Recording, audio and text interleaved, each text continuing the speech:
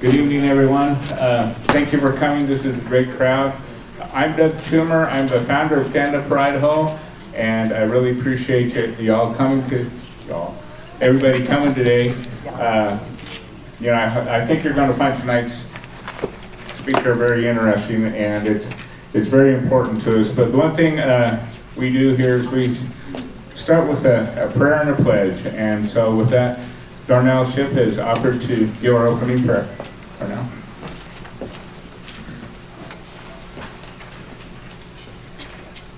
Our Father in heaven, hallowed be thy name. Father, we're thankful for our Savior and Redeemer, Jesus Christ. We're thankful for his offering that we might have agency, liberty, and freedom to choose for ourselves. Father, we ask thy forgiveness for our sins and weaknesses and imperfections that we have let this Christian nation deteriorate to this point. Father, we pray for thy strength and thy guiding hand as we stand and unite as free Christians and free people to restore thy given rights to us. Father, we pray for harmony within our ranks, that we might stand shoulder to shoulder and fight against tyranny.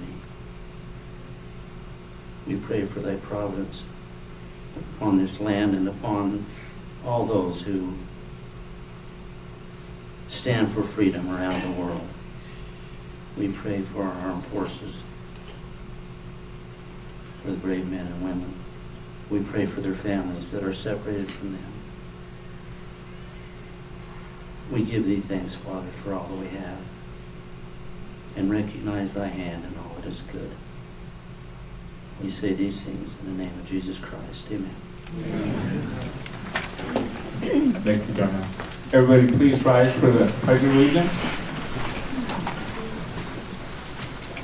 I pledge allegiance to the flag of the United States of America and to the republic for which it stands, one nation under God, indivisible, with liberty and justice for all. Thank you. Thank you, everyone. Just a few quick things before I get Bill started. There's a lot of issues going on in the schools right now, and there's a parents organization that actually meets right after us, and so if anybody could stay and just show a little bit of support to them, that would be great, because they're going through a lot of things. For those of you that don't know who Stand Up for Idaho is, or what Stand Up for Idaho stands for, is, we're a citizens organization that's standing up for our liberties and our rights that are being challenged right now really heavily. And we are starting to make an impact, as you can see from here. Part of what we do is we bother politicians. And it's sort of cool because we're starting to get known and respected. And a little tidbit that happened here that I just want to let you know, and people are starting to recognize this. I was invited, and another gentleman from Stand Up for Idaho, if you will, was invited to the Idaho State Snowmobile Association's conference this weekend to speak. And right as I was putting on my coat to leave to go to the conference, I mean, it was literally right as I just put my coat on, I got a call. We were disinvited from the conference. We were disinvited from speaking, and we were disinvited from attending. And the reason why is because the leaders there said that they didn't want to be political. Okay? And that Whoa. really, and the guy that set us up, and the guy that the guy that asked me, and then the guy that actually called again, he was very gracious and apologetic and all this. But the House Speaker, Scott Bedke, was speaking. And Scott and I have already talked once. And so, I just let people think what they did. But, Scott was there and he spoke and all that, but we were disinvited. I thought that was just a little bit of an interesting thing. And to me, that's a success. They're uncomfortable with what we're doing. And so, it's like I've told everybody, I'm not going to try, I'm not going to hope. We will and are going to make a difference. And we're going to do it here in Idaho, and we will help save this country. And that's an absolute. Okay? So with that, I'm going to run down this real quick, and we're running a little late, and I appreciate everybody's tolerance for this, but we're going to let Bill get started here in a second.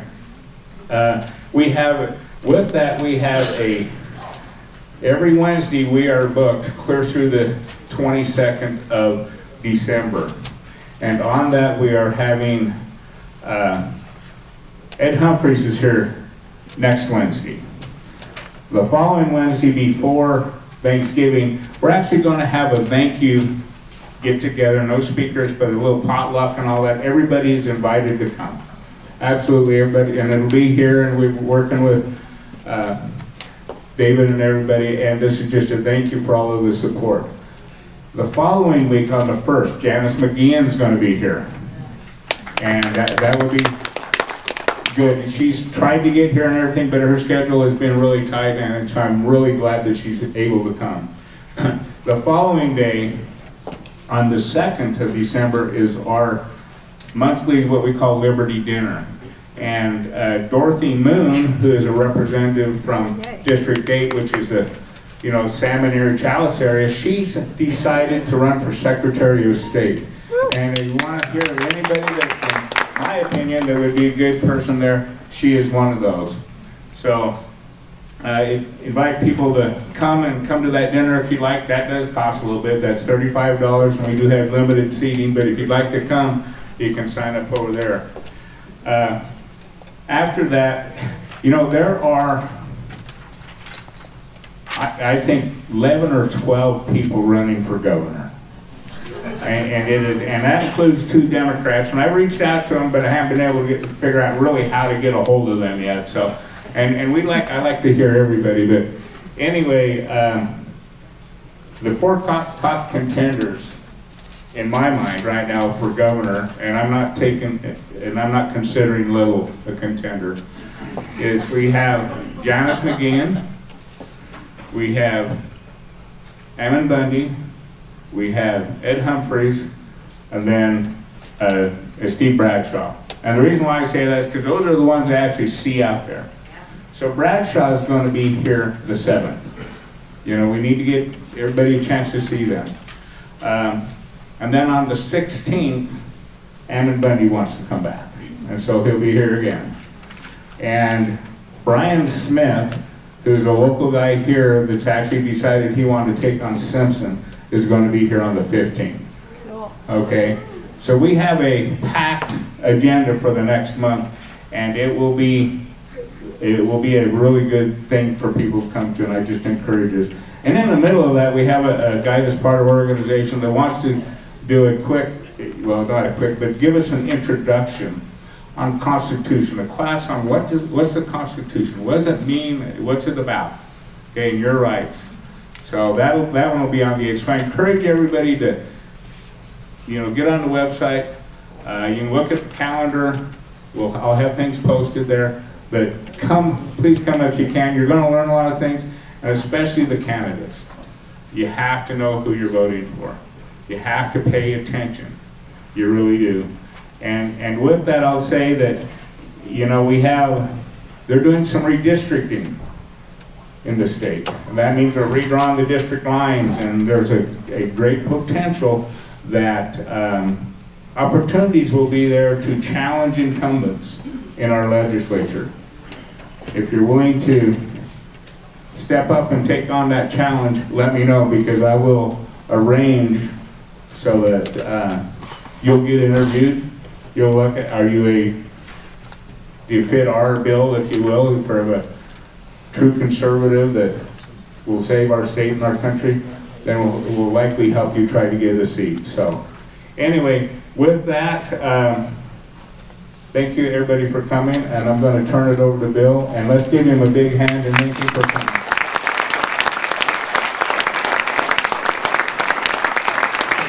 Please do this afterwards. Can you guys see the screen in that corner? You can. I'm going to play a video and hopefully you can get it there.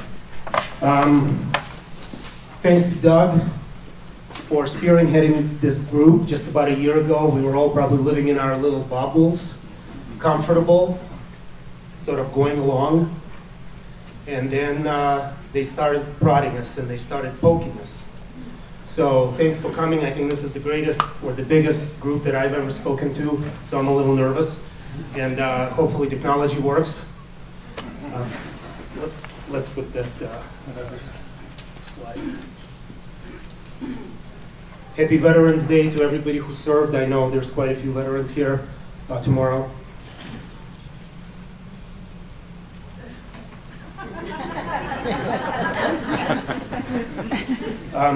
You may know me from the Wealth of Health. Maybe you've heard me on Neil Larson's radio show. Maybe you've heard me with Pastor David Bass last year before the elections. I tried hard. I was on the media sharing this and telling people that basically we were going to get what we got. There was no secret about it. All you had to do was look at the cabinets and previous administration and where people were coming from, and you knew what you were going to get. But obviously it didn't work. I think people were a little bit complacent. They fell asleep after 4 decent years. I'm not talking about COVID. And I think, you know, we got what we, not we, but what people voted for.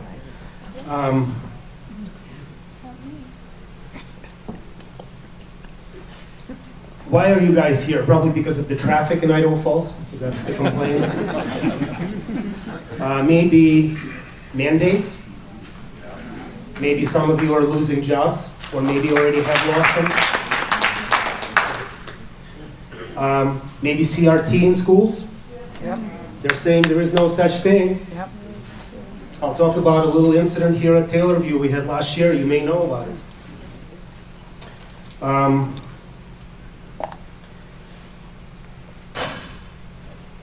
Full disclosure before I start, since this is a nonpartisan group, my wife and I were basically independents, but then in 2016 we had to make a decision because of the Idaho primaries who we're going to vote for, so we had to become Republicans.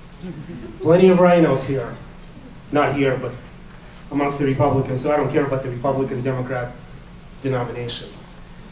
So that's the first disclosure. The second disclosure, how many of you follow Doug and the group on Facebook? A few hands. If you see and when you see posts by Dasha, that's my beautiful wife in the back. I hijacked her page.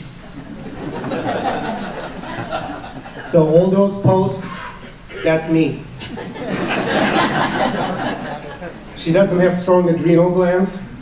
She hates politics. She asks me for updates in the mornings usually. So when you see Dasha, that's me. All right. I will bounce between topics and subjects today because there's so many things that are intertwined. If there's time towards the end, I'm going to talk a little bit about COVID and the science. But primarily, I want to show you some connections between the communism, socialism, as I grew up in it, and what we're dealing with right now. It's pretty hard to talk about something that doesn't exist today, meaning the Soviet Union. If you ask some young kids, they probably don't know what the USSR stands for. So when you talk this hypothetical, we all hear about China, you hear about Cuba, you hear about North Korea, but the Soviet Union of 40, 50 years ago really doesn't exist. There's still a lot of building blocks. Obviously, Putin came from there, head of the KGB. There's a lot of people from the old oligarchy there, but it's very difficult, especially for the younger kids in school taking history classes. How do you explain to them something that doesn't exist as a country today? So that's a big, big challenge. 40, 50 years ago, it was a real thing. And all of you, there's a lot of people here, not all of you, but most of you lived through those years or parts of those years, so you know what it was all about.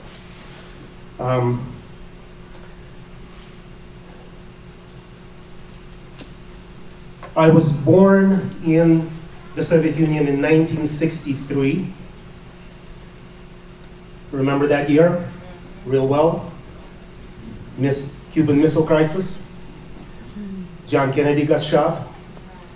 And I came to this country in 1979 legally.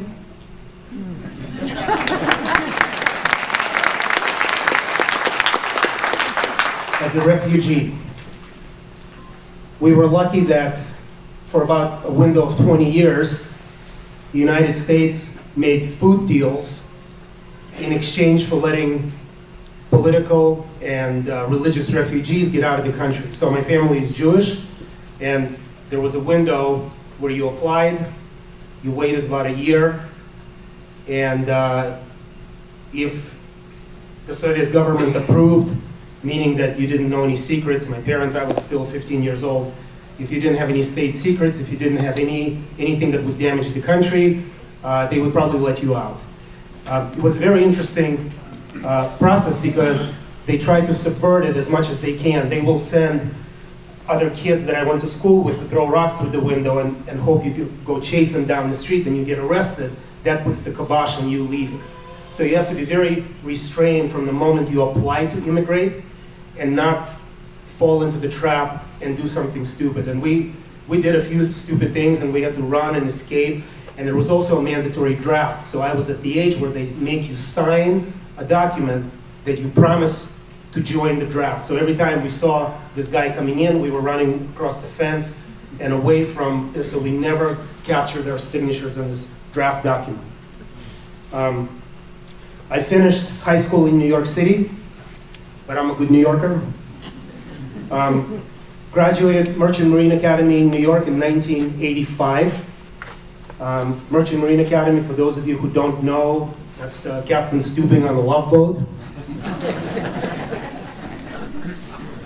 I got an engineering degree, United States Coast Guard license, and the commission in the United States Naval Reserve. Just as I was graduating, I couldn't have done it as a refugee. It was right at about 5 years. At the time, 2 years to get a green card and 5 years to get a citizenship.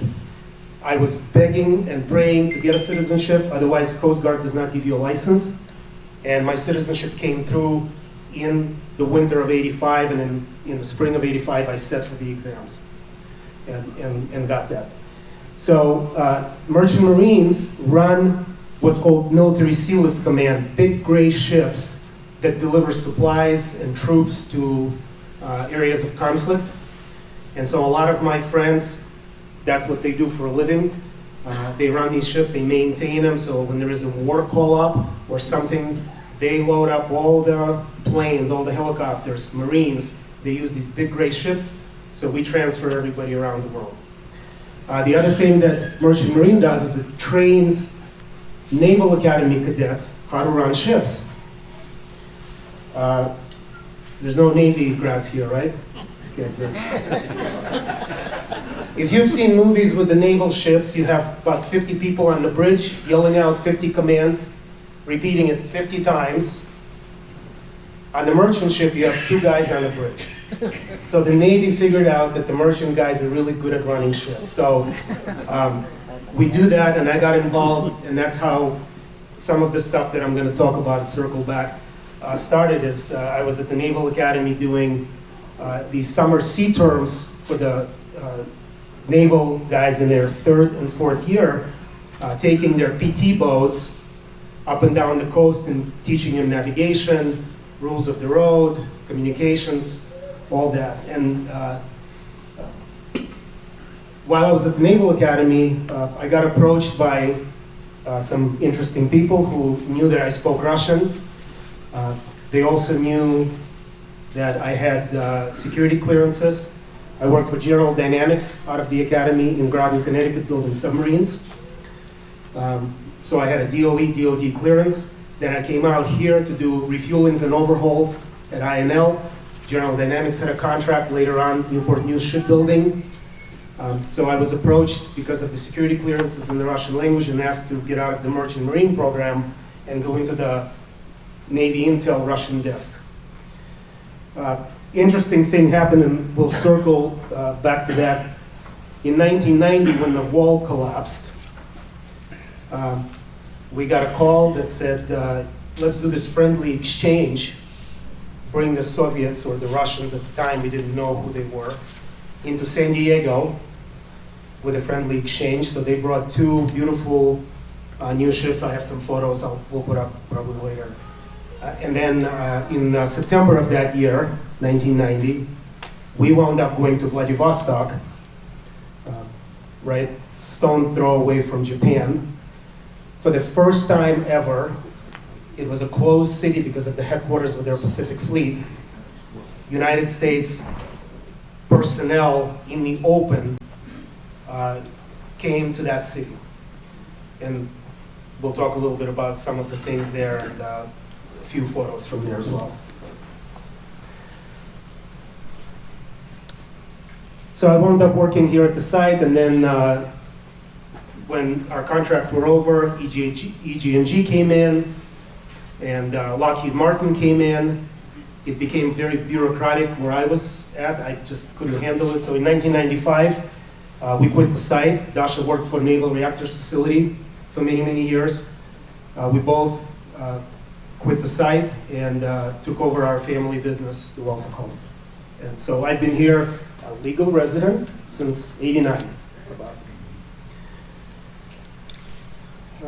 I spent many weeks at Argonne. Maybe some of you have roots in the security force there, working with a few names. After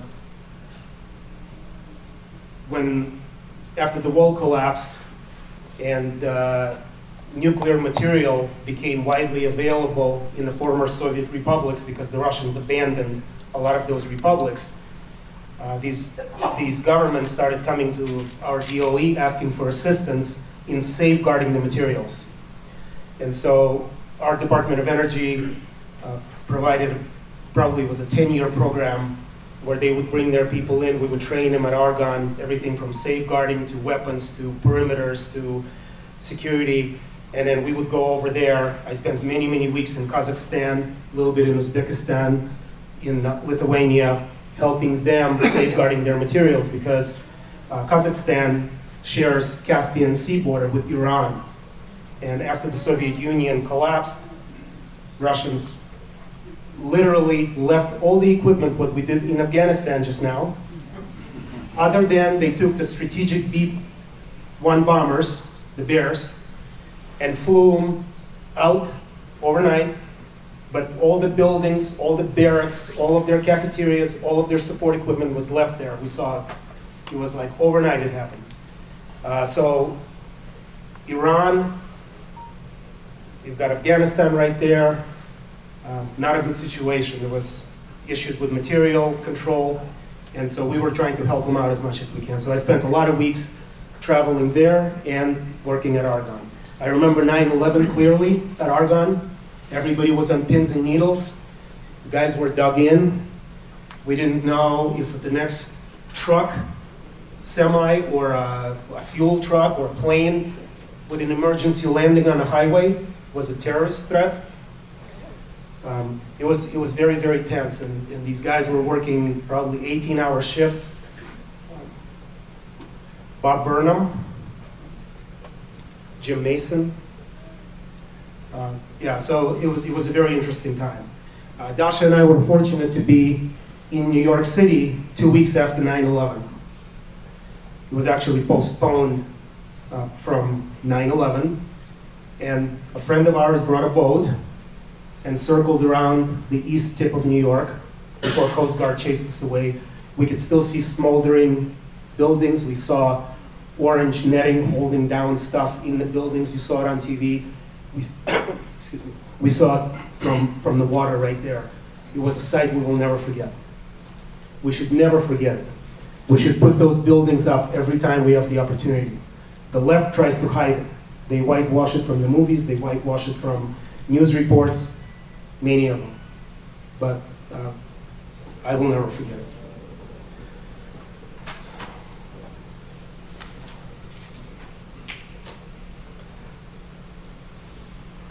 I want to play you a 13-minute video. Maybe some of you have seen it, the interview with Yuri Bezmenov. We tried playing it a lot, again last year, to warn people. Watch it and listen very carefully to what this guy says. It's a premonition in 1985 of what we're living through today. I'll put a microphone here and maybe we'll get good sound.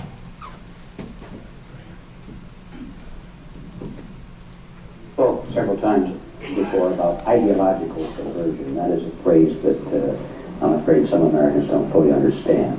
When the Soviets used the phrase ideological subversion, what do they mean by it? Ideological subversion is the process which is legitimate, overt, and open. You can see it with your own eyes. All you have to do, all American mass media has to do, is to unplug their bananas from their ears, open up their eyes, and they can see it. There is no mystery. There is nothing to do with espionage. I know that espionage intelligence gathering looks more romantic. It sells more deodorants through the advertising, probably. That's why your Hollywood producers are so crazy about James Bond type of thrillers. But in reality, the main emphasis of the KGB is not in the area of intelligence at all. According to my opinion, and opinion of many defectors of my caliber, only about 15% of time, money, and manpower is spent on espionage as such. The other 85% is a slow process which we call either ideological subversion or active measures, активные мероприятия in the language of the KGB, or psychological warfare. What it basically means is to change the perception of reality of every American to such an extent that despite of the abundance of information, no one is able to come to sensible conclusions in the interests of defending themselves, their families, their community, and their country. It's a great brainwashing process which goes very slow, and it's divided in 4 basic stages. The first one being demoralization. It takes from 15 to 20 years to demoralize a nation. Why that many years?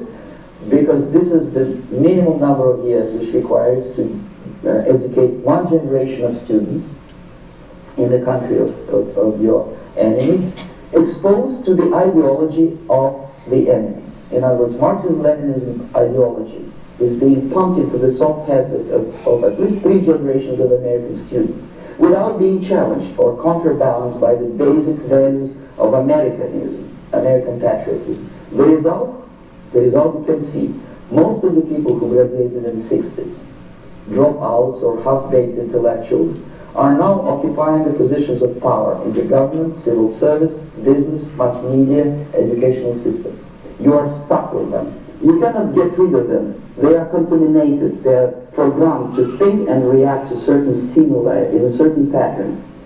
You cannot change their mind, even if you expose them to authentic information, even if you prove that white is white and black is black. You still cannot change the basic perception and the logic of behavior. In other words, these people, the process of demoralization is complete and irreversible. To get rid society of these people, you need another 20 or 15 years to educate a new generation of patriotically minded and common sense people who would be acting in favor and in the interests of the United States society. And yet these people have been programmed and, as you say, in place, and who are favorable to an opening with the Soviet concept. These are the very people who would be marked for extermination in this country. Most of them, yes. Simply because the psychological shock when they will see in future what the beautiful society of equality and social justice means in practice, obviously they will revolt. They will be very unhappy, frustrated people. And the Marxist-Leninist regime does not tolerate these people. Obviously they will join the links of dissenters, dissidents. Unlike in present United States, there will be no place for dissent in future Marxist-Leninist America. Here you can get popular like Daniel Ellsberg and filthy rich like Jane Fonda for being dissident, for criticizing your Pentagon. In future, these people will be simply squashed like cockroaches. Nobody is going to pay them nothing for their beautiful, noble ideas of equality. This they don't understand, and it will be the greatest shock for them, of course.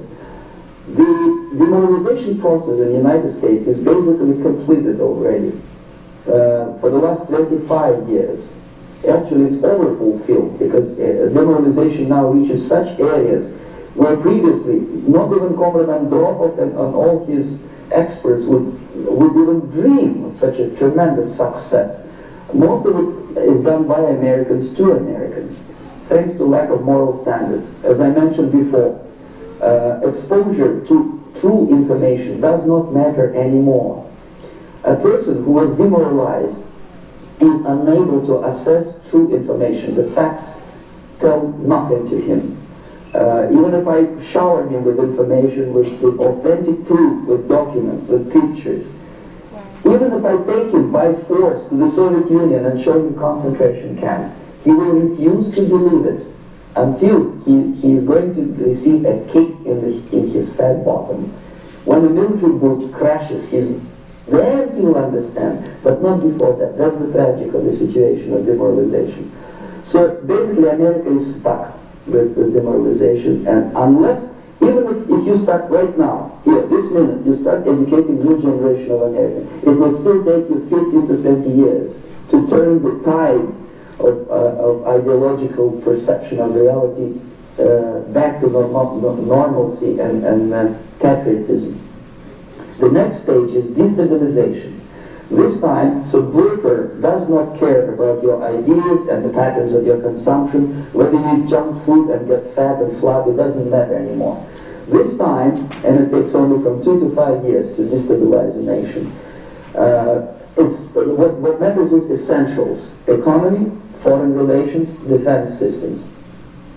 And you can see quite clearly that in some areas, in such sensitive areas as defense and economy, the influence of Marxist-Leninist ideas in the United States is absolutely fantastic. I could never believe it 14 years ago when I landed in this part of the world that the process will go that fast. The next stage, of course, is crisis. It may take only up to 6 weeks to bring a country to the verge of crisis. You can see it in Central America now. And after crisis, with a violent change of power, structure, and economy, you have so-called the period of normalization. It may last indefinitely. Normalization is a cynical expression borrowed from Soviet propaganda. When the Soviet tanks moved into Czechoslovakia in '68, Comrade Brezhnev said, "Now the situation in brotherly Czechoslovakia is normalized."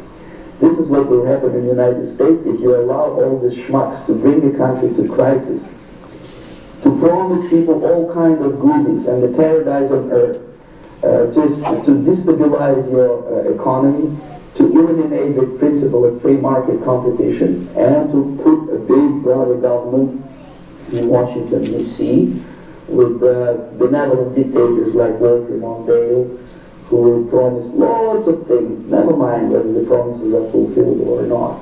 He will go to Moscow to kiss the bottoms of new generation of Soviet assassins. Never mind, he will create false illusions that the situation is under control. Situation is not under control. Situation is disgustingly out of control. Most of the American politicians, media, and educational system trains another generation of people who think they are living at a peacetime. False. The United States is in a state of war, undeclared total war against the basic principles and the foundations of this system. And the initiator of this war is not Comrade Andropov, of course. It's the system. However ridiculous it may sound, the world communist system, or the world communist conspiracy, whether it's scared, some people are not, I don't give a hoot. If you are not scared by now, nothing can scare you. But you don't have to be paranoid about it. What actually happens now, that unlike myself, you have literally several years to live on unless the United States wake up. The time bomb is ticking, that every second the disaster is coming closer and closer. Unlike myself, you will have nowhere to defect to, unless you want to live in Antarctica with penguins. This is it. This is the last country of freedom and possibility. Okay, so what do we do? What is your recommendation to the American people? Well, the immediate thing that comes to my mind is, of course, there must be a very strong national effort to educate people in the spirit of real patriotism, number one. Number two, to explain them the real danger of socialist, communist, whatever, welfare state, big brother government. If people will fail to grasp the impending danger of that development, nothing ever can help the United States. You may kiss goodbye to your freedom, including freedoms to homosexuals, to prison inmates. All this freedom will vanish, evaporate in 5 seconds, including your precious lives. The second thing, the moment at least part of the United States population is convinced that the danger is real, they have to force their government. And I'm not talking about sending letters, signing petitions, and all this beautiful, noble activity. I am talking about forcing United States government to stop aiding communism. Because there is no other problem more burning and urgent than to stop the Soviet military-industrial complex from destroying whatever is left of the free world. And it is very easy to do. No credits, no technology, no money, no political or diplomatic recognition, and of course no such idiots as grain deals to USSR. The Soviet people, 270 millions of Soviets, will be eternally thankful to you if you stop aiding a bunch of murderers who sit now in Kremlin and whom President Reagan respectfully calls government. They do not govern anything, least of all such complexity as the Soviet economy. So basically, two very simple, maybe too simplistic answers or solutions, but nevertheless, they are the only solutions. Educate yourself, understand what's going on around you. You are not living at a time of peace. You are in a state of war. And you have precious little time to save yourself. You don't have much time, especially if you're talking about young generation. There's not much time left for convulsions to the beautiful disco music. Very soon it will go, just overnight. If we are talking about capitalists or wealthy businessmen, I think they are selling the rope on which they will hang very soon. If they don't stop, if they cannot curb their unsettled desire for profit, and if they keep on trading with the monster of the Soviet communism, they are going to hang very soon. And then they will pray to be killed, but unfortunately they will be sent to Alaska probably to manage industry of slaves. It's simplistic. I know it sounds unpleasant. I know Americans don't like to listen to things which are unpleasant. But I have defected not to tell you the stories about such idiocies as microfilm, James Bond type espionage. This is garbage. You don't need any espionage anymore. I have come to talk about survival. It's a question of survival of this system. And you may ask me, what is it in for me? Survival, obviously. Because as I said, I am now in your boat. If we sing together, we will sing beautifully together. There is no other place on this planet to defect to.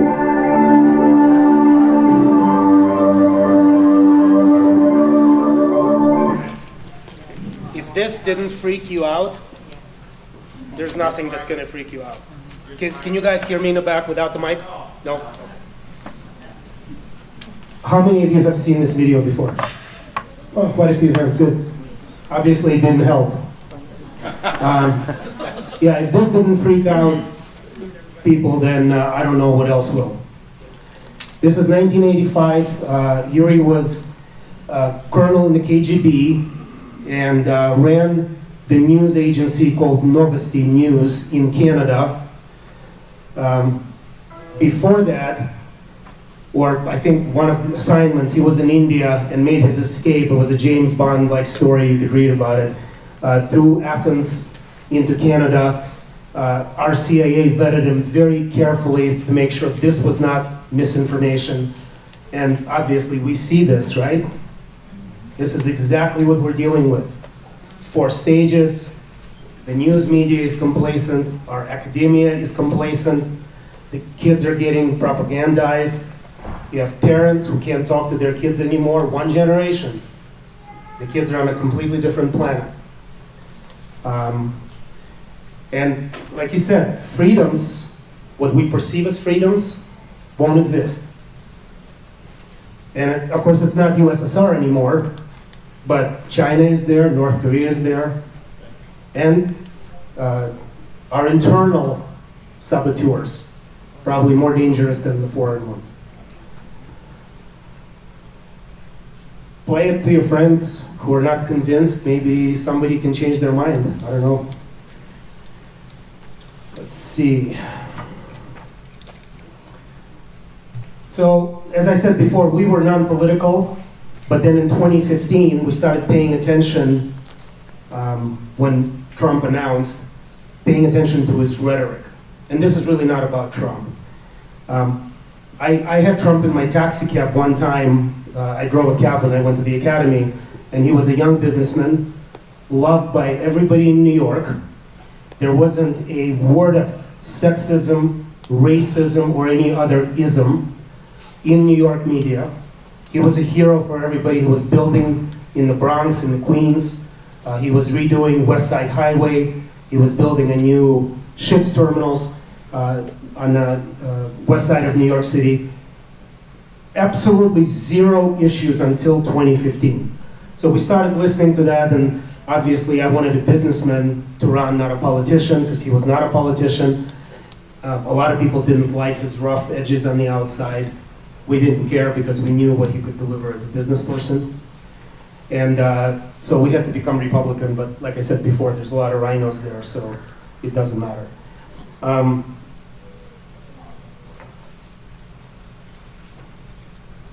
He was friends with Clintons. He was a Democrat before. And all of a sudden they turned on him. He didn't even get a honeymoon. Can you imagine if he got a little bit of help? What could have been done? What could have been accomplished? Yeah, we think about that a lot. And again, forget about his rough edges and the way he communicated. He went over the media's heads to the people.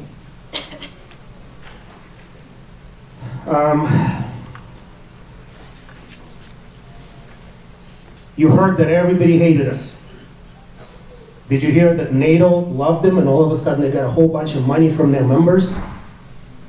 And all of a sudden Eastern European countries, Hungary, Poland, all became what we thought normal prior to the communism. He had a way to communicate with those leaders. What are we seeing now? Let's see. So I'm going to tell you a few things and how the parallels drew with now and what we're seeing in the last year or a couple of years in the Soviet system. So first and foremost, refugee process. You remember the Remain in Mexico program? We're pretty successful, right? So in 1979, before we were allowed to come to this country, we were vetted outside the United States borders. We spent 2 weeks in Austria, interviewed by FBI, State Department, all kinds of questions. And then they kind of make a decision. There were 3 or 4 countries accepting refugees: Canada, Australia, United States. And based on your usefulness to the country and your job expertise, you were allowed to go to whatever country. So we were on to the next step, Rome, Italy.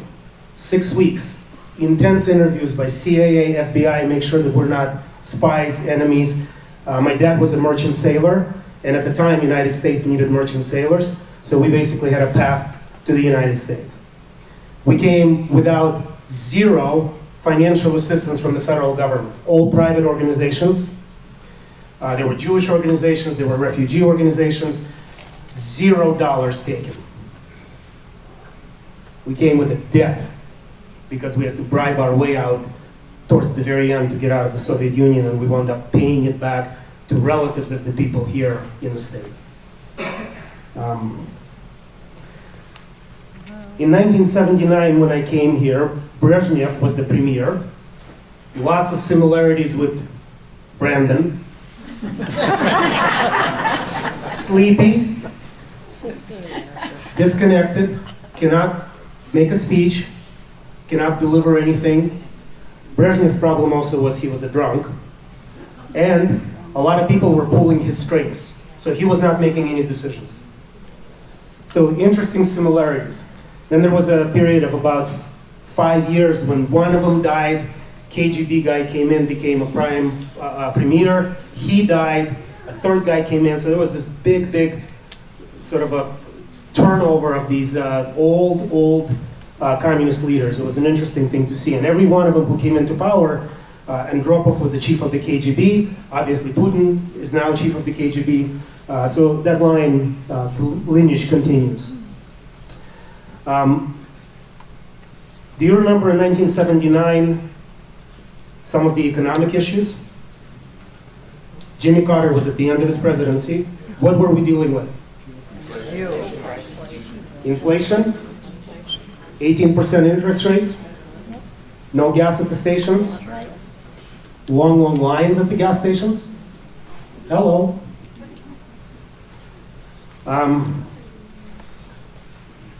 Do you remember 1980s Olympics? Lake Placid? How many of you watched that memorable event? A few people. That was the biggest disgrace for the Soviet Union, to lose to a bunch of college kids by a professional team who's never lost before. So all the players on the Soviet team were military, either reserve or active duty. Most of them were in some ranks of the KGB. So they played professionally, came here and lost a bunch of kids. Within 3 years, half the team disappeared. There were car accidents staged. There were accidental deaths of different kinds. Few of them were sent to gulags to coach some podang teams in the middle of Siberia. A few of them remained and continued coaching the national team. But that's how the Soviet government dealt with the shame and embarrassment of losing at the Olympics, because that has never, ever happened before.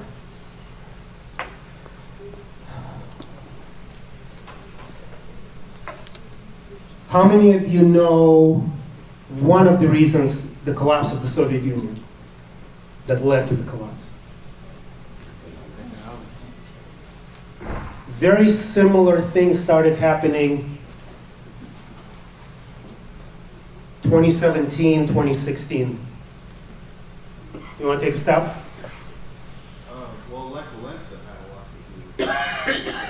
to do. Nah, he was Polish, mainly union stuff. Oil. Bingo.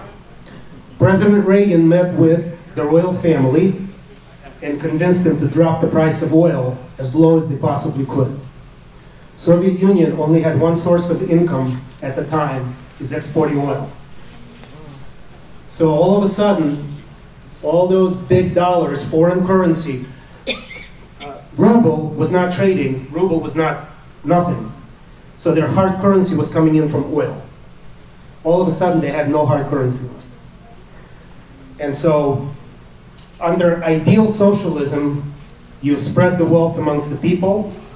Soviet Union never did that. They put all the wealth into the military. People were starving, poor, everywhere, except the hierarchies of the government.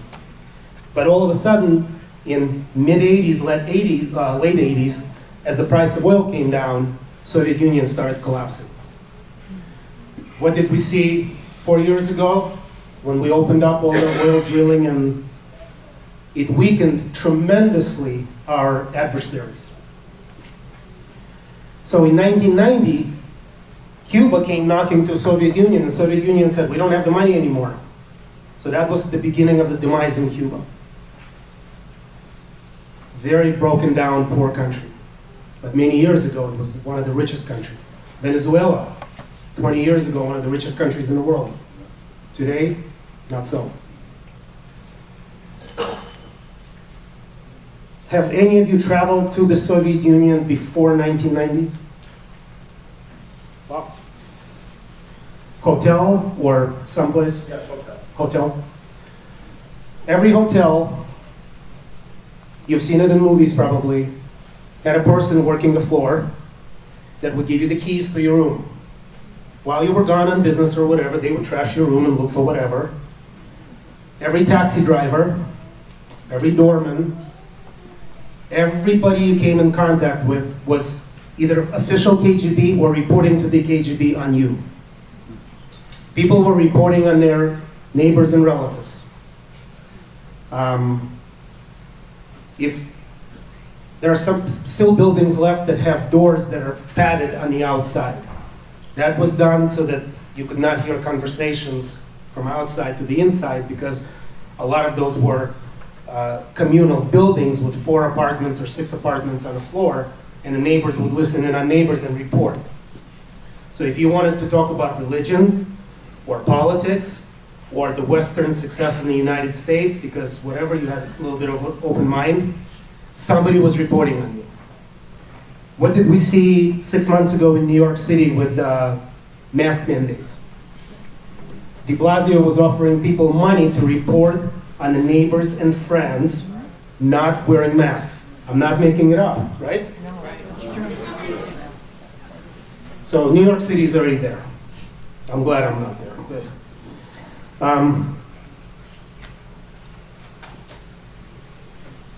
In the 60s and 70s, this interview was from 1985, so if you go back, he kept saying for the last 20, 25 years, many people were placed in positions of academia, United Nations, World Health Organization, to begin this propaganda campaign.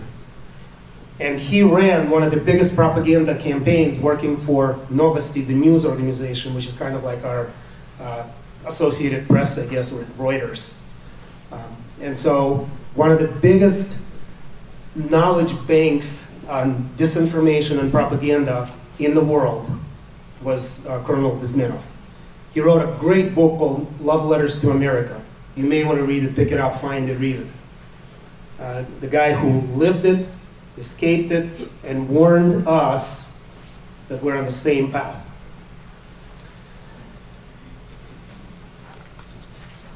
My family embraced the American dream. We learned English. We never asked for driver's tests or applications in Russian. We don't call ourselves Russian Americans. We're Americans.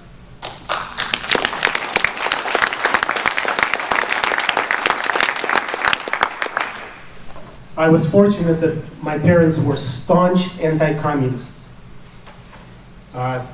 I don't know, I mean, growing up, I don't know how I would be growing up differently, but we were surrounded by kids and by people who were propagandized and were communists, because that was the way of life. You had to do it in order to not just succeed. There was no such thing as success. Everybody sort of went along. But to survive, you had to be a communist.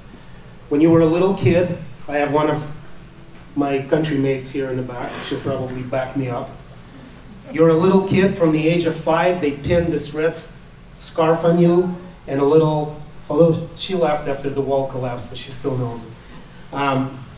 Little pin and a red flag, and you became a pioneer, a little sheep. And then 10 years later, they give you this other little star with a Lenin on it, and you become become someone that is a young communist. I never got to that because I was a bad boy. I was delaying it, I was fighting it, I was misbehaving because I did not want that. And then, of course, you become a member of the Communist Party. So my parents never became members of the Communist Party because once in a while there was an exception. If you were an amazing professional in your specialty, they would kind of leave you alone. And so they were under a lot of pressure over the years to become communists, but never did.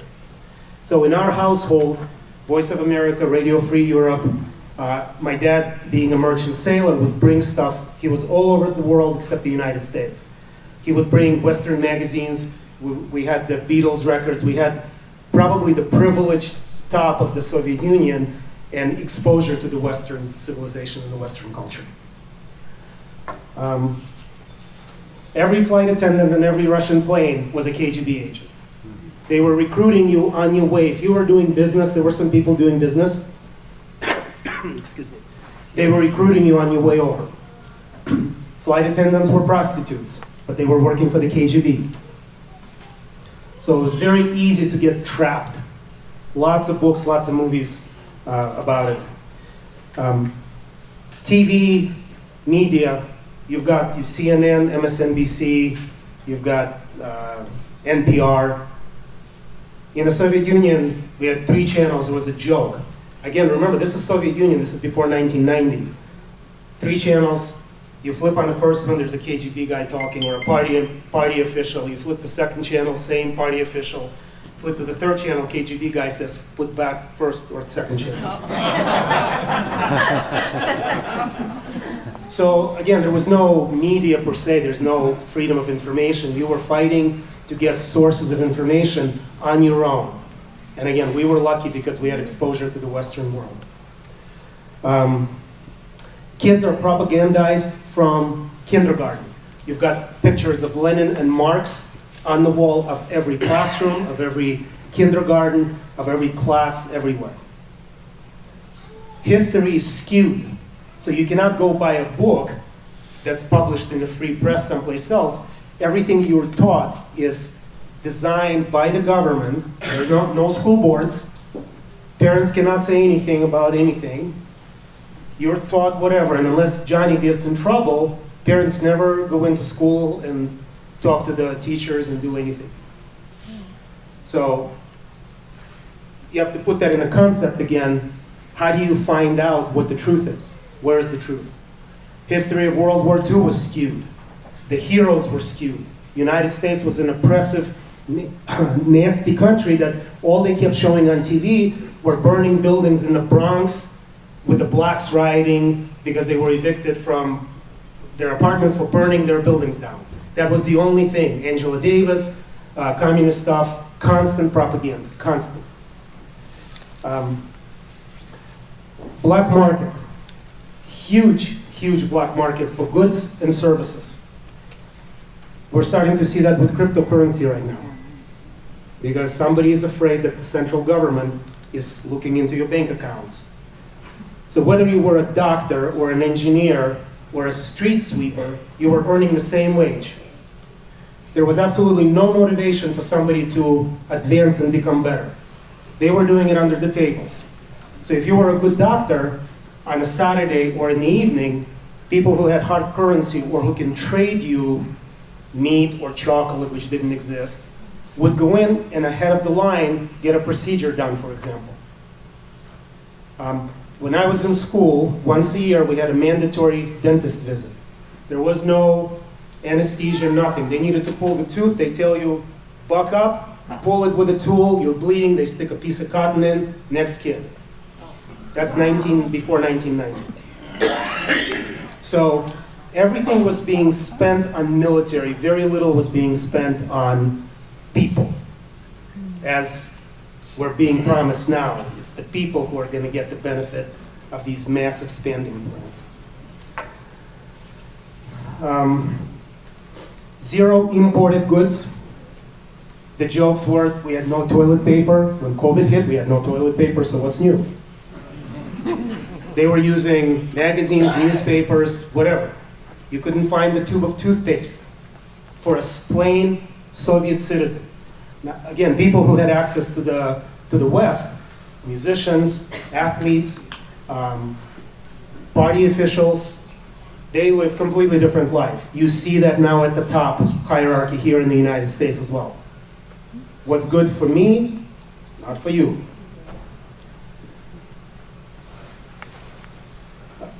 Taxes, wages, there was really no such thing as taxation. You were given a government wage. You had no clue whether it was an equitable wage, real wage, how much was taking out. So that whole system of communism, and if you hear the success of communism, you have no incentive to become better. None.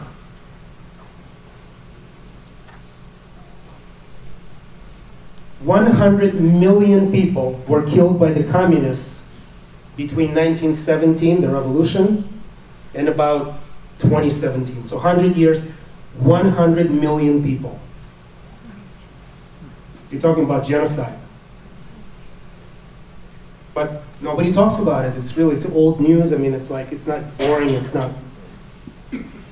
All this stuff is out there, you can find it, I'm not making it up. I'm not trying to scare you.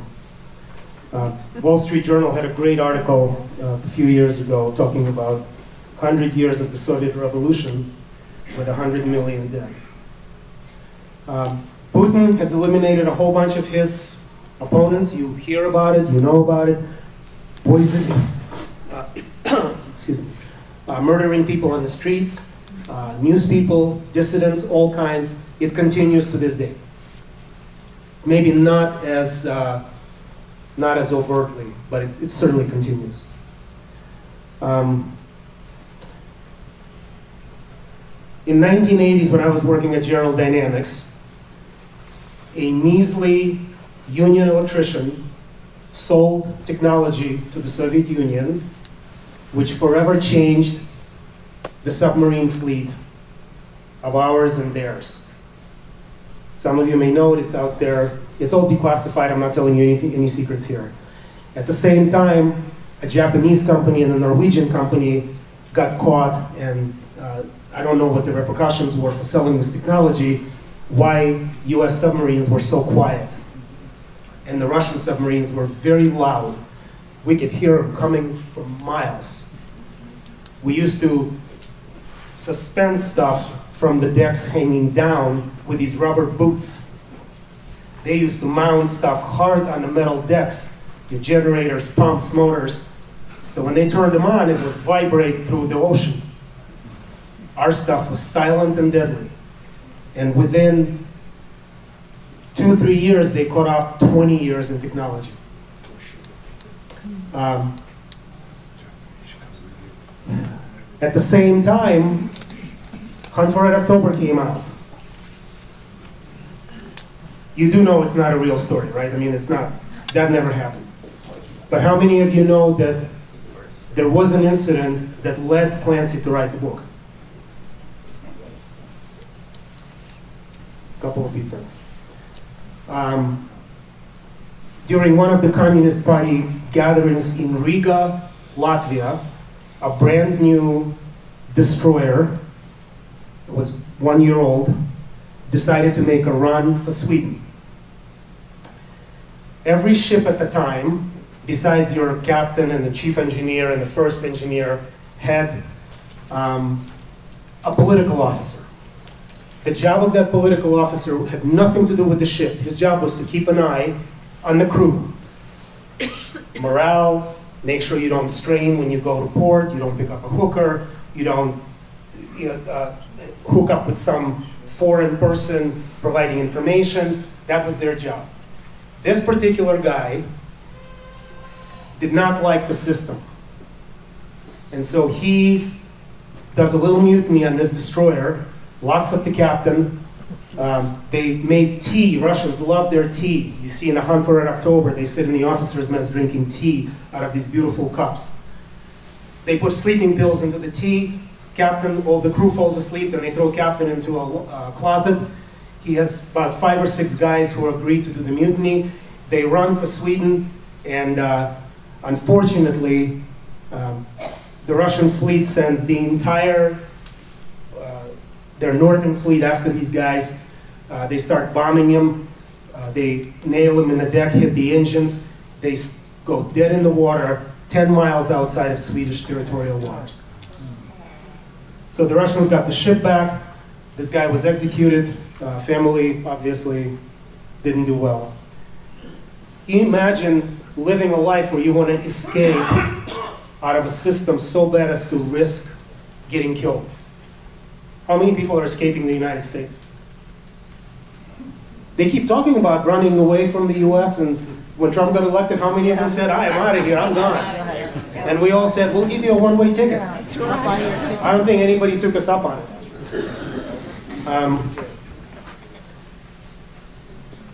Great movie, The Courier. How many of you have seen that movie? True story of Breville Wynn, a British industrial guy, and this was a true story, very accurately done, who recruited a colonel in the KGB, Oleg Penkovsky. He was probably the highest valued asset ever providing information to the US, who many believe prevented the Cuban Missile Crisis. He was passing on information over a number of years on the Soviet plans in Cuba. And we tried getting him out, got caught, he was executed, his wife and daughter was allowed to live someplace in exile. Unbelievable story.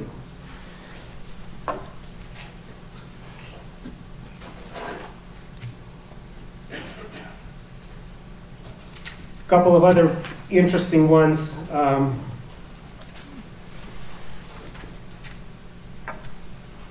You remember the couple of pilots who took the planes and escaped the Soviet Union? MiG-16 was the first one, where the guy ran from Japan, from Vladivostok to Japan. True story. He defected.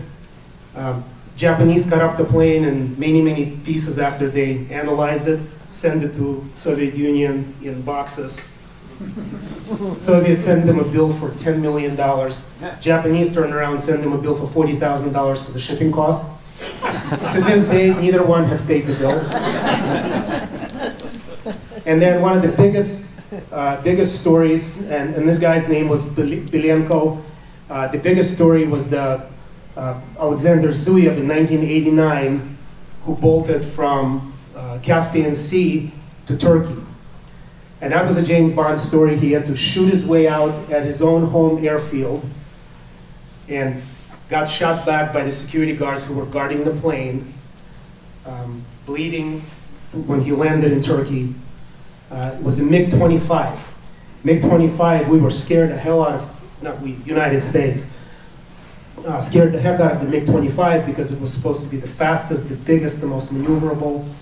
Bunch of propaganda BS. When we got our hands and saw this plane, it turned out to be nothing that it was. And in the meantime, both countries spent massive amounts of money trying to outdo each other on the military might. So when we saw this MiG-25 photos as prototypes or the spy photos, we were building F-15, F-14, and then when we finally got to see this plane fly, it was complete disaster. I was privileged in 1990 to be one of the debriefing teams when we brought him to Pensacola Naval Air Station. Captain Zhukov, I mean, it was a great, great story. Or Zuyev, I'm sorry. Do you remember when Korean Airlines got shot down? Plane 747? So when we debriefed Zuyev, he basically told us the reason it happened is that the Soviet air defenses were down and broken in Siberia. They lied to Moscow that they were operating, and so the Soviets had no way of identifying that plane.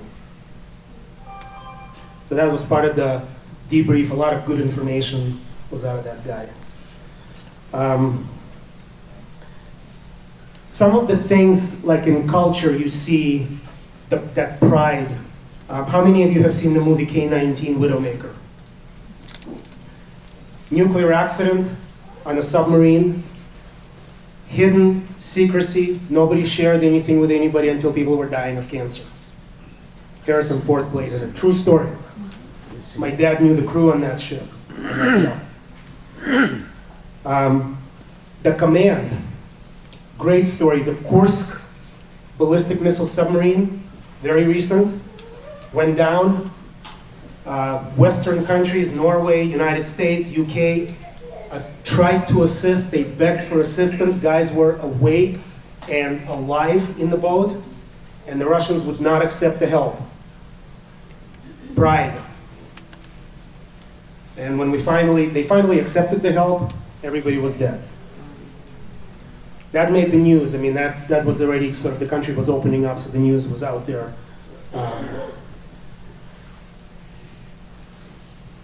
So you're talking about quality of the stuff and free stuff, free education, free this, free that, free healthcare. Education was really good from the standpoint of science and technology. We were the best math students, chemistry, physics. Forget about the propaganda of the history, all of that. Because they did not care about politics or circumstances or behaviors. They needed to teach you math, science, and technology. So that part of the education was terrific. The other stuff was, of course, a bunch of BS. That was free, kindergarten was free, colleges were free, but remember, you don't know how much you paid in taxes. So what's the definition of free? In Sweden and Norway today, 71% tax brackets. You buy a car, the tax is the same value as the car itself. So if you choose that you want that, you can have it. But if you want to advance and become better and make more and invest it and grow, then that system obviously doesn't work.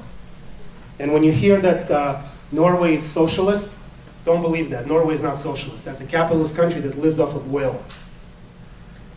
So their revenues are allowing them to put in a ton of money into their social welfare system. Kind of like Alaska was doing, Wyoming was doing, sort of similar stuff.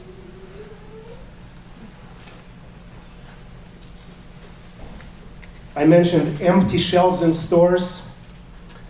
People would get up at 3, 4 o'clock in the morning to stand in line for fresh milk, fresh bread. Dasha can tell you stories. She traveled to Czech Republic before the wall collapsed, smuggling in Nescafe. You could take that, trade it for a steak. That steak can get traded for a chocolate. That chocolate can get traded for a doctor's visit, whatever. That was life. I mean, you were preoccupied with putting food on your table. So if you walked in at 9 o'clock in the morning to a regular grocery store, you would see empty shelves. Has anybody been in Cuba in the last few years on vacation? People actually are traveling. They've opened it up a little bit. You see the same thing right now, and it's just across the way from Florida. Empty shelves. Nothing there. We're going to have this for Christmas. It's coming. For different reasons.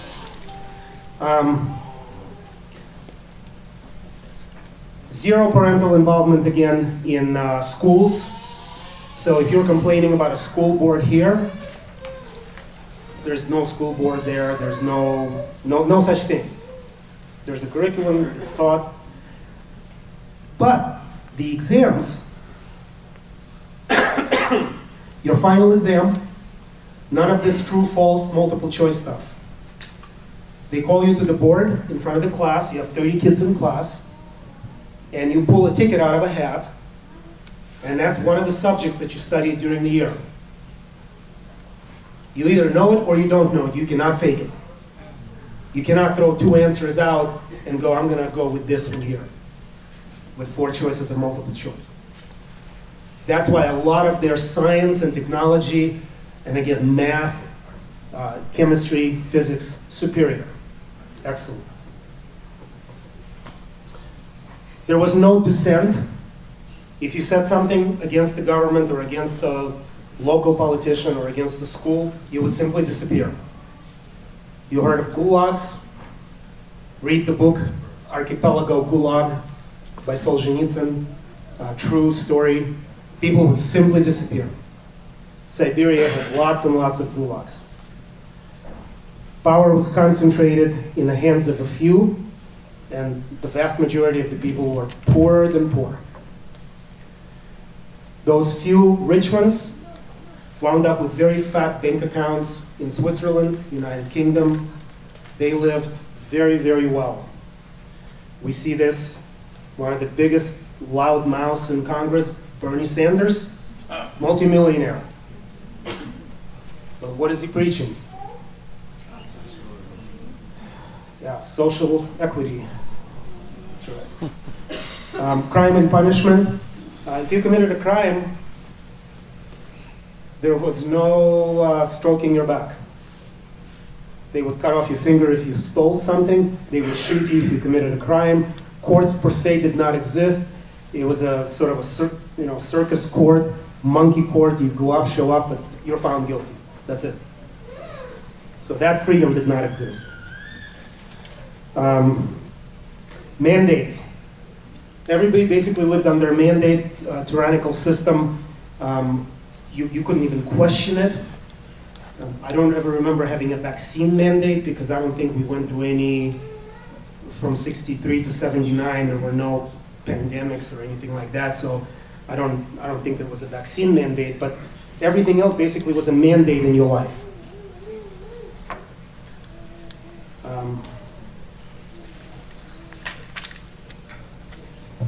Don, you want to take over your group? 8 o'clock we start. 8 o'clock? Okay, we have a few more minutes. Okay.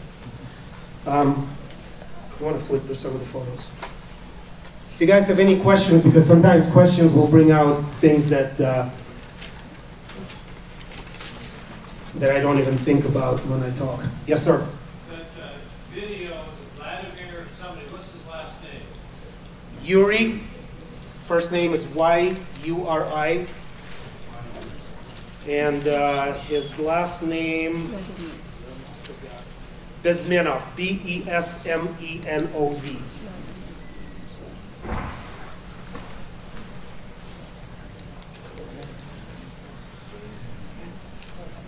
Yes. Yeah, so I think a lot of us are concerned about the communist movement and socialist movement in the United States. We know a lot of the scary things that happen over in other countries. What is something, like, what can we do to prevent it? Because obviously, you mentioned we have Brandon in the White House and the other people that are pulling his strings and it's a takeover. So what can we do here in the small town Idaho Falls to combat communist takeover of the United States? So, first of all, communism never happened. That was a fancy word. It was socialism. The only communism in existence, in true existence, is in Israel, in kibbutzes. Little group of people, relatively small, they all work together, they all share in the wealth. So socialism, as he said, writing letters and complaints and letters to the editor in the compost register, it doesn't accomplish anything. I think people need to walk peacefully and make sure that the politicians hear you. And then you've got to vote. And it is critical with the local elections. The Secretary of State who controls the integrity of the elections, one of the biggest positions, but we seem to concentrate on what happens in Washington. Did you know, I'm going to jump into this a little bit. So I mentioned earlier we had a race theory incident at Taylorview here in Idaho Falls. How many of you knew a teacher by the name of Jeremy Plothow? Changed his name to Jeremy Daniel because Plothow was all over the place and associated with the editor of the Compost Register. He was a history teacher, 7th grade, teaching CRT and a vile anti-Trump propaganda. Took a little while to figure it out, and once we did, he got suspended. Don't know what happened to him after that. But that's our own Taylorview Junior High here. How many knew that the city council during pandemic last year passed transgender bathrooms? Few people. So in the city property, any park, which is all parks, any sex can walk into any bathroom. So imagine you have a little 5-year-old who says, "Mom, I need to run to the bathroom." And it's a daughter, and some guy wearing a skirt decides he's a she and walks into that bathroom.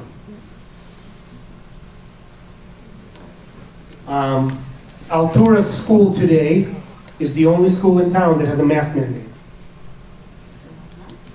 On their own, there's no mandate in the county or the District 7.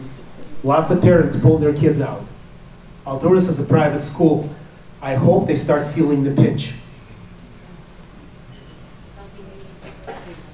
30-year working history. I worked at the INL for 30 years. The INL is absolutely teaching critical race theory from the parents down. Absolutely.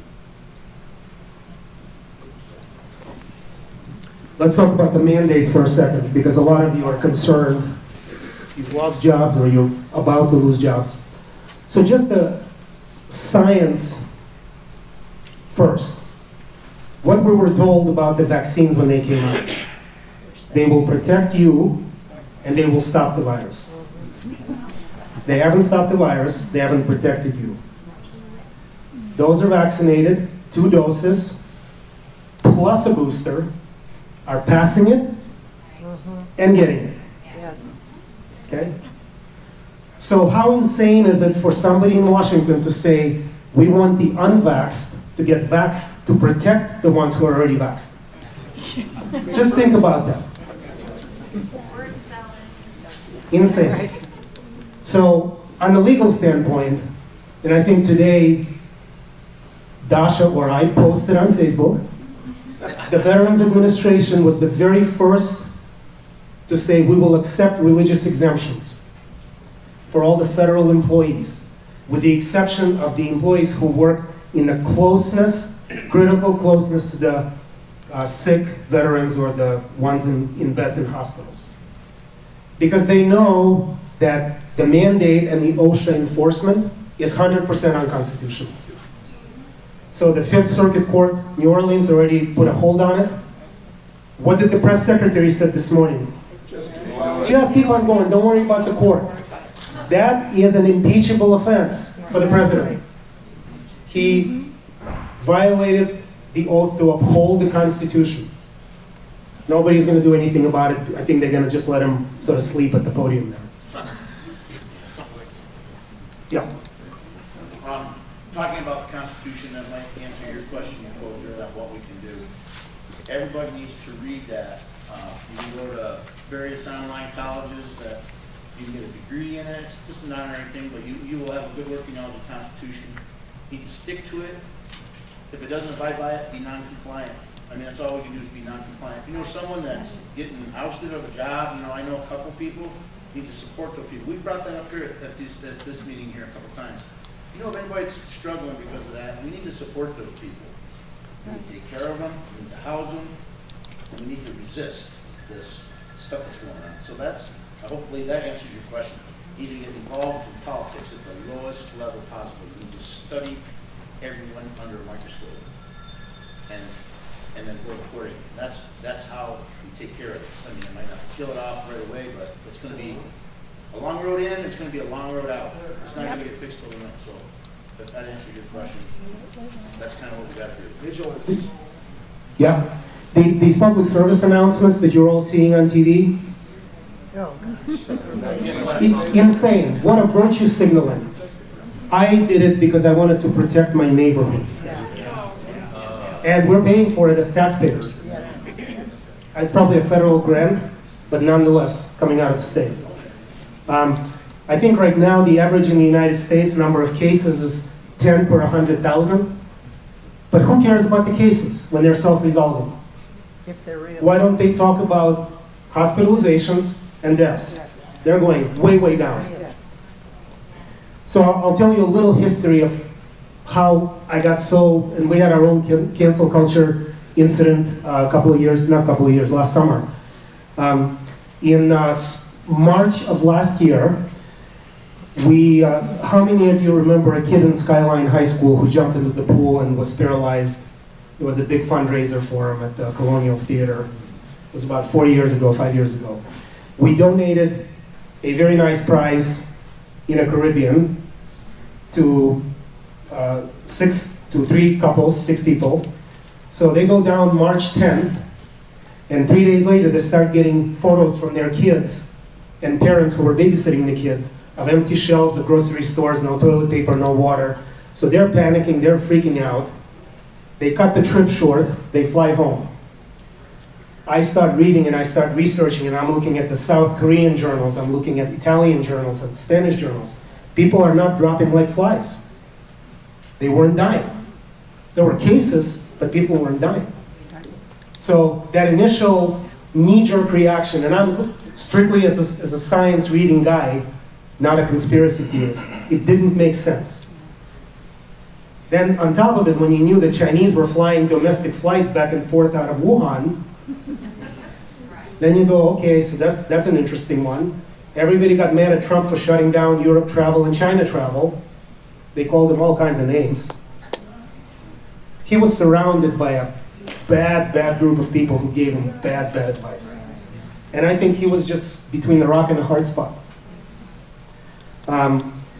Every journal, non-political journals, not talking about CDC and our FDA, they were looking at survival rates within the first 6 months. People with the highest blood levels of vitamin D were not dying.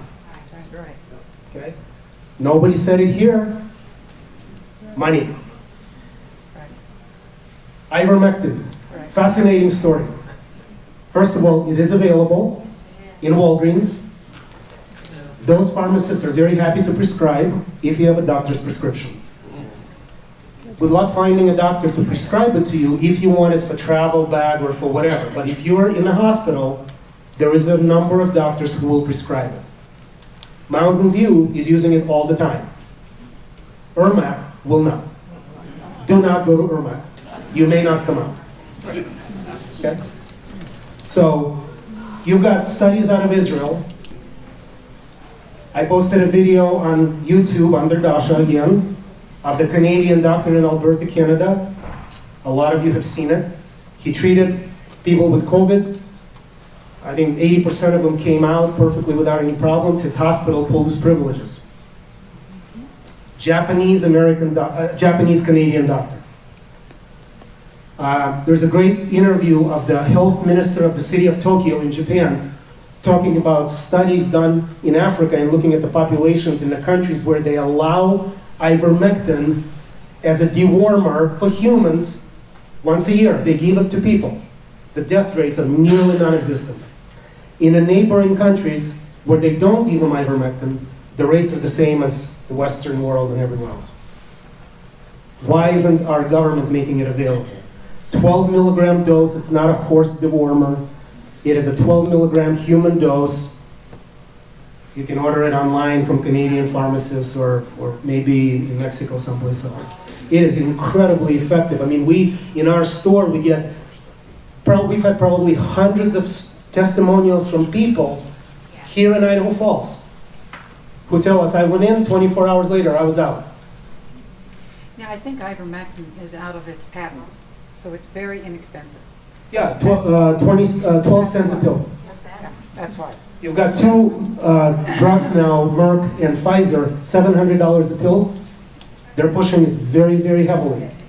But ivermectin off-label at 12 cents a pill, follow the trail. Yes, sir. Are you of the opinion, which way do you fall on the opinion as to whether or not everything that's happening in our country, coming out of the Biden administration, from the mandates to the medicines that you're talking about now, to the CRT, the economy, everything, which side do you fall on as to whether or not this is incompetence or being done on purpose? absolutely not It's incompetence. a great reset. He's not in charge. My opinion is his chief of staff, Ron Klein, is running the show. Follow this guy, read his history. I am on record last March and April telling Neil Larson, and it's on our Facebook page, that this was a deliberate attack on our economy. Not on Trump. We were clicking on all 12 cylinders. The rest of the world was in the shits. Whether it was accidental or deliberate, we may never find out. And whether there was collateral damage in Italy and Spain and the rest of the world, whoever thought this was a good idea did not care. Maybe a heartless thing to say, 700,000 people died in the US, but I think that was a collateral damage for the big purpose. Yep. And I'm not a conspiracy theorist. 700,000 people have died of AIDS in the United States. How many people talk about it in Washington? How many people are pushing vaccine? Yes. Yes, the American Center for Law and Justice, the ACLJ, very reputable lawyer group that works all over the world on all kinds of cases, a phenomenal group of people.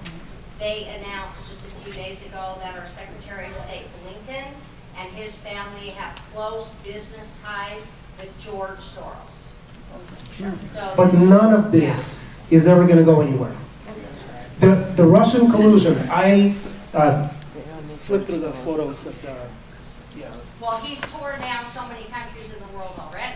Yeah. blow this up. But they get Klaus Schwab now.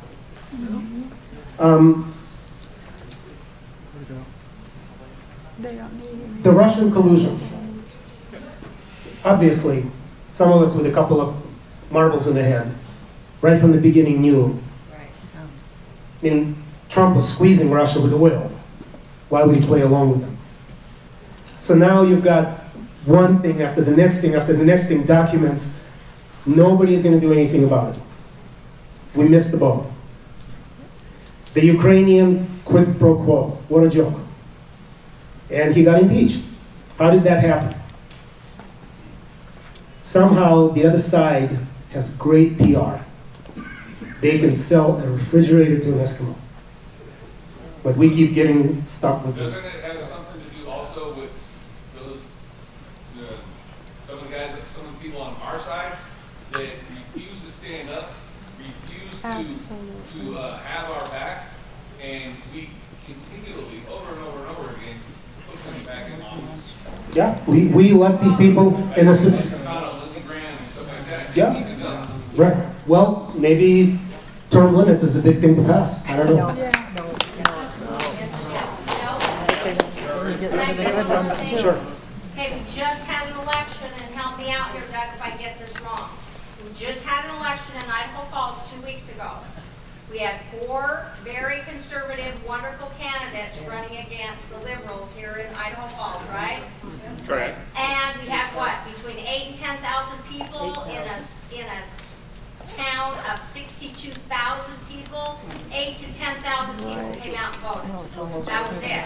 So that tells you right there what's wrong. Yeah. We could have swung that election with a couple thousand votes, and there were people out passing things out for a month ahead. And we still only got 9,000 out to vote. Is that what it was? Yeah. So that tells you right there, we could have swung that election easy in Idaho Well, Falls. people will have to get engaged. Yes, they have to get engaged. So, some people don't believe my Navy story, so that's young whippersnapper of the academy. And if anybody could read Russian, Natalia can. This was a story out of Moscow about that visit to Vladivostok. One of the ships that we brought with us, Reuben James. If you're a Hunt for Red October junkie like I am, that's my favorite movie because I have so many things tied to it. General Dynamics, subs, Reuben James. Reuben James was on that trip. This was the little CIA group. Once we found out we were going to get to go to Vladivostok, we were told what to look for.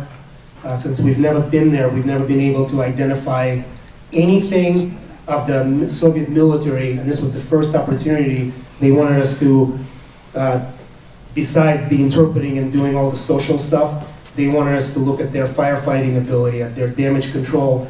They had serious, serious issues with quality of their equipment. Everything was failing.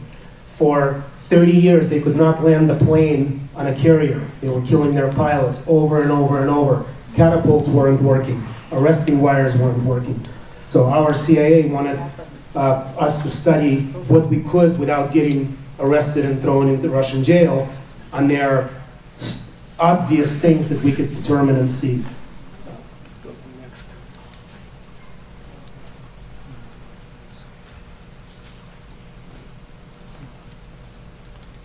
You didn't finish your story about how you were getting canceled last Oh. summer. So last summer, COVID hits, and one of the very first studies New England Journal of Medicine published on masks, and said masks only work in clinical environment. You're a doctor hovering over a patient in a close distance, wearing an N95, it has protection. What was everybody doing running around with diapers and napkins and paper crap on their face? So our business took the position from day one, no mandates, wear a mask, don't wear a mask. You're welcome to come in. If you're asymptomatic, if you have symptoms, please wear a mask, just like if you had a flu. So one customer comes in and throws her stuff, sees that our employees are not wearing masks, throws her stuff back on the counter, says, I'm never shopping again. Here's my phone number, Bill can call me. So I come back and give her a call, and I said, we gave people a choice, wear them or not wear them, because we still respect the freedom. She goes, if I hear this word freedom one more time, I'm gonna puke. I'm like, okay, click.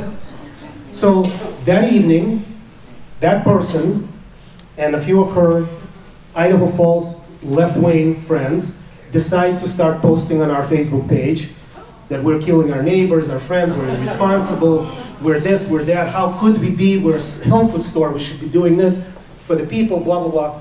And it turned into a vile display of her friends who were not even in Idaho, Florida, California, burning cops, effigies, flags. It turned into a completely off-subject thing. So I shut down that page. Dasha is panicking, nervous. She goes, we're going to lose thousands of customers. I said, don't worry about it. So the next morning, I'm going to the gym. Neil Larson says, I saw your thing. You want to talk about it? So I'm sitting in the parking lot of the Apple gym, giving him a live 20-minute radio interview, step by step. I go work out, come back to the store, 11 o'clock in the morning, hundreds of thumbs up, we've got your back, we've got your six. These people then turned, so a whole bunch of our customers who were thumbs up turned on the 5 or 6 that started the whole mess the night before. And obviously it worked to our advantage. It was never a business thing. We lost 5 or 10 customers, we probably gained hundreds. But that was a very vile thing. I wanted, can you blow it up? Sorry. Like Chick-fil-A. Yeah. This was in Vladivostok, right there.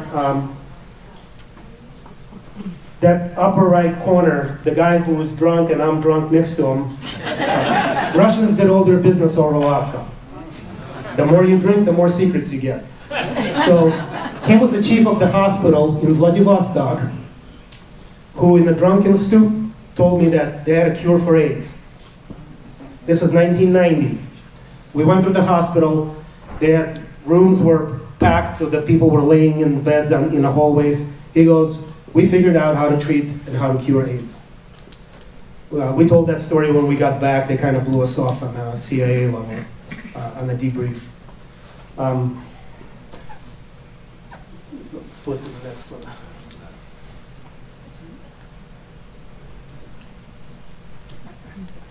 That's the city of Vladivostok, and that was one of their guided missile cruisers. First time US person stepped into that city. It was a mob, a big university, and all these girls ran to see American sailors. It was the thing that I never imagined.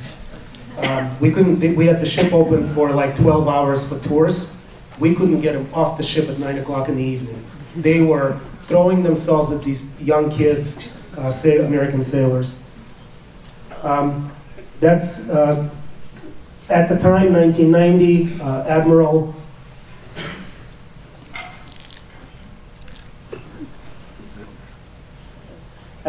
Russian or Soviet Admiral Khvatov, who was the commander-in-chief of their Pacific Fleet in Vladivostok. I was interpreting for Charles Larson with his back. He was our Pacific Fleet command out of Hawaii. So I was one of only 2 native Russian speakers in that group. Everybody else was trained by the Naval Language Institute. So obviously we had an advantage in the communication skills with slang and everything else. These 2 captains right there of the 2 destroyers who would have destroyed our ships in times of war, we were drinking and partying together. This picture on the left, their naval base. For the first time, we got to see their strategic bombers. They uncovered them for us. 4 o'clock in the morning, they bring out jet fuel, JP4, because there was no vodka, for drinks.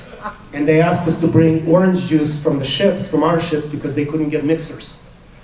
So we were drinking after all this festivities was over. We were with the crew of the base of the strategic bomber base. And one of the guys' dad was the very last tank commander who pulled the Russians out of Afghanistan. So can you imagine, circle back 20, 30 years, we did the same insanity in Afghanistan that they did, learned their lesson, lost millions of dollars or rubles, thousands of their military guys. We repeated the same thing. Yeah, it was great conversation. And this is the social stuff when you're doing all this, dinner hoopla. As an interpreter, you never get to eat because you're talking from both sides constantly, but that's the best time to get source information, especially their wives. Oh, they knew so much.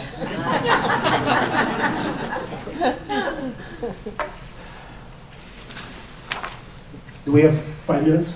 Sure. Go to that, the mail. Yeah, see if that will. No, let's come back. So this is one of the woke emails. I wanted to share with you what we're dealing with. How many of you got the email announcing this thing tonight? How many of you thought it was offensive and highly political and that I was going to rip Biden or whatever over anything? So this email came in. This person is a retired engineer at the site. I don't know if you can flip. You can read it.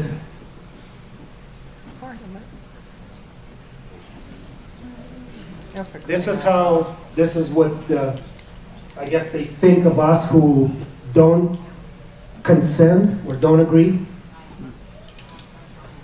Fortunately, we got only 2 of those and hundreds of good job and stuff like that. Will you read it out loud? What's that? You can't read it. Can you read it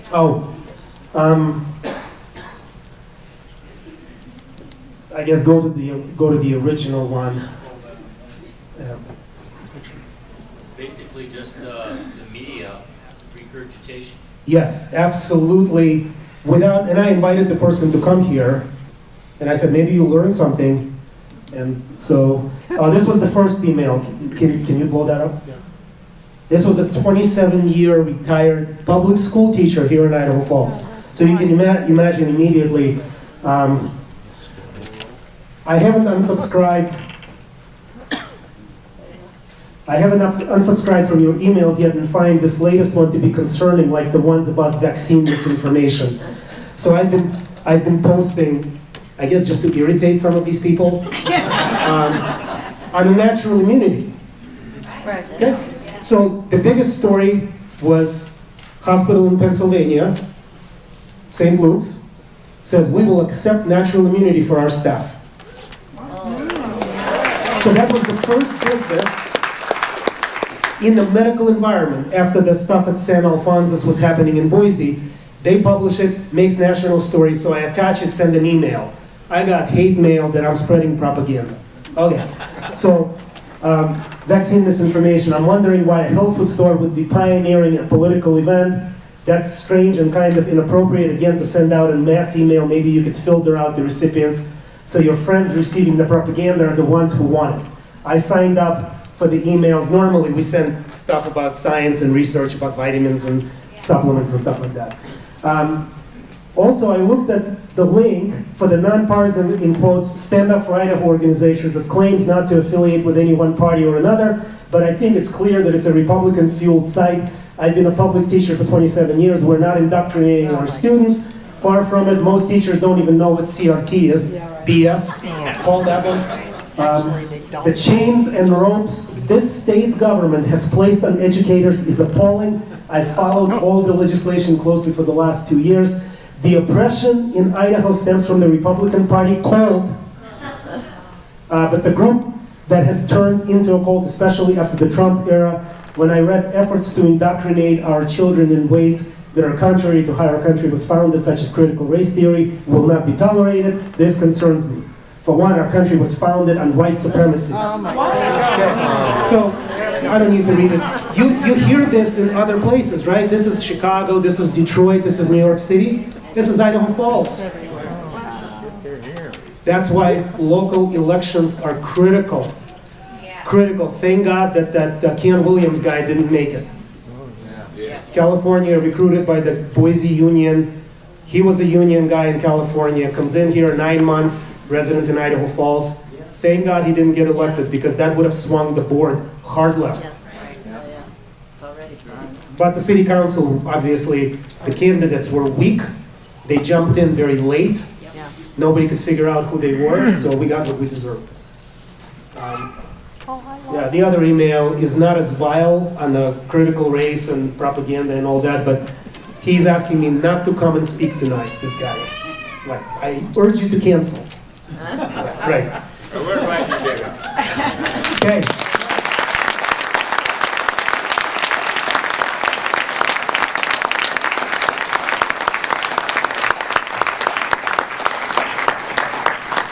Let's give him another big hand. I asked a couple of moms to come and step up here. If they could you guys hold on for just a second? Everybody hold tight for just a minute. Jason.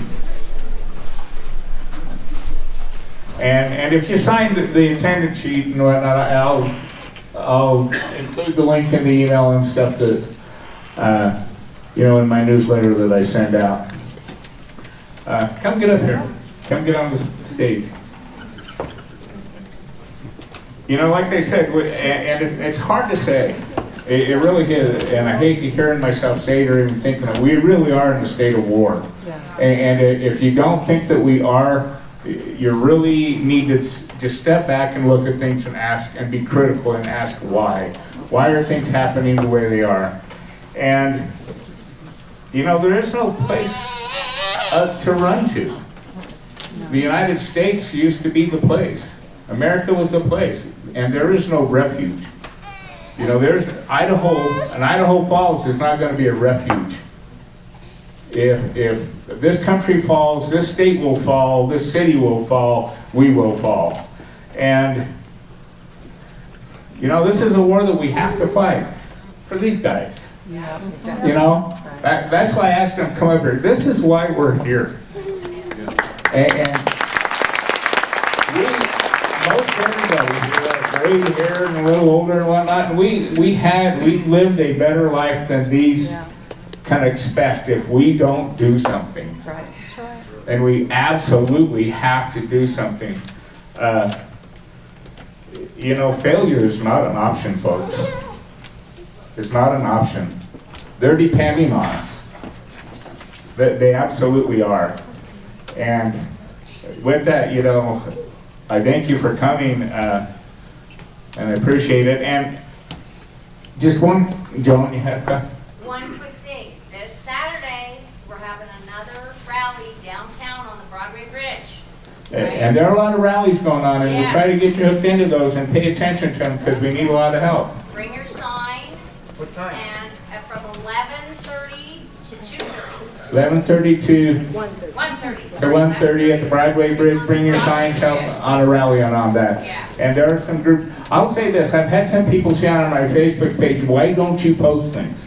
Why don't you post when a rally's gonna happen? And all this. You know, there's a problem with that. All it takes is some people that decide they wanna really disrupt that rally. And what will happen? And we have to we have to be cautious, and it's unfortunate in this, where we are, and how we post things and how we organize, okay? So I have chosen on our Facebook page, I'm not gonna post rallies and where they are and all of this at this time, because that thing goes statewide. Stand Up for Idaho statewide, and I'm glad this lady mentioned us, you know, we are statewide. And if we're gonna broadcast, you know, to Antifa and BLM, you know, we're gonna have a rally next week, guess who might come? We don't want that. So that's why I have chosen not to do that. A couple of things. The comment was made earlier about people losing their jobs. People are quitting the site. They're standing up saying, no, we're not gonna do this. Thank you, everybody. Thank you very much. So those are the ones where, yeah, definitely give them a big time. I'm embarrassed when my wife's gonna come up with this. Thank you, Mike.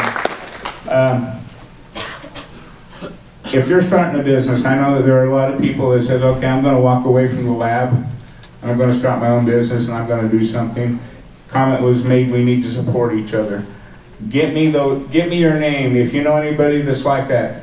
I'm gonna build on our site and everything so that we can know who can we support, and who can we help. And those are the ones that we have to help each other as a community. So with that, I appreciate everybody coming. There's a parents meeting coming right now, and whatnot, and this is, like I said earlier, it's about the issues that are going on in the school. If you can stay and hear them and support them, that would be wonderful. Thank you very much. Thank you for coming. See you next week.